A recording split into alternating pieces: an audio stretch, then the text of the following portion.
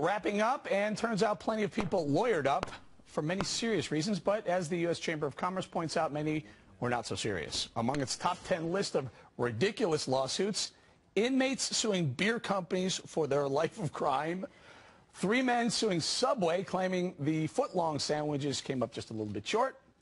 We're going to get to some of the others in a moment, but first to attorney Domenic Romano, who says this is why we need tort reform. Boy, would I agree with you. What's wrong with the Subway, I don't know, 11 and a half? It's like less than an inch too short, right? Well, you know, it's a certain percentage basis. So on one hand, you can see that there's a truth in advertising claim here. But, you know, was footlong meant to represent an actual promise, or is it a brand name? That's really the question. All right, and what's the suffering? What's the damage? We had this top 10 list is crazy. Some of them are absolutely nuts. How about this one? Just weigh in on this one.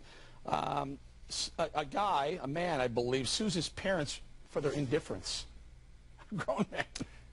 Yeah, it's a Brooklyn lawsuit, and apparently he typed it up in a homeless shelter. What's interesting about a lot of these suits is that they're brought by the plaintiffs themselves without attorney involvement. He said his parents should mortgage their house, in which they only own a 1/8% share, a Brooklyn brownstone. They're apparently living in public housing in order to help him get a franchise. I think he wanted a Domino's Pizza or some other franchise, so at 32 years old he can move on with his life. There's always something up their sleeve. A lot of times you can't nail them for frivolous lawsuits because they don't have any money. The first ones we talked about were inmates. And this guy was, I guess he was homeless. Is that right? Yeah, apparently living in a homeless shelter, which is where he typed up this lawsuit on his own. All right, one more. Let's get to this one. The dad suing the town for $40 million because they cut his kid from the track team.